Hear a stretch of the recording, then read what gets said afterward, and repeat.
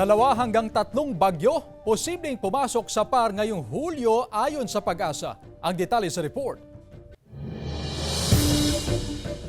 Apektado ang ilang nagbibilad ng daing na isda sa pabago-bagong panahon sa Barangay Pantal, Dagupan City. Halos kalahating araw lang nila na ibibilad ang mga isda. Pagsapit kasi ng hapon, madalas nararanasan ng malakas na pag-uulan, kaya hindi maiwasang may mabulok sa kanilang paninda kapag nauulanan. Ang diskarte raw, maagang pagbibilad ng isda. O kung minsan kung talagang diretso ang ulan, mga ilang araw, talaga masisira na.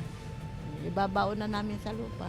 Ayon sa Pag-asa, nasa 2 hanggang 3 bagyo ang inaasang papasok sa Philippine Area of Responsibility ngayong buwan ng Hulyo. May tsansa itong tumawid sa Northern Luzon palabas ng PAR, pero pwede ring lumihis at mag-iba ng direksyon. Ang La Nina naman, pwedeng maranasan sa huling bahagi na ng taon. Sa August, magiging near normal na tayo sa rainfall po natin. So asahan natin na yung 69% na La Nina probability ay magbabago. So mag-ibig sabihin, medyo magkakaroon na tayo ng yung tinatawag natin yung La Nina yung mag-i-effect.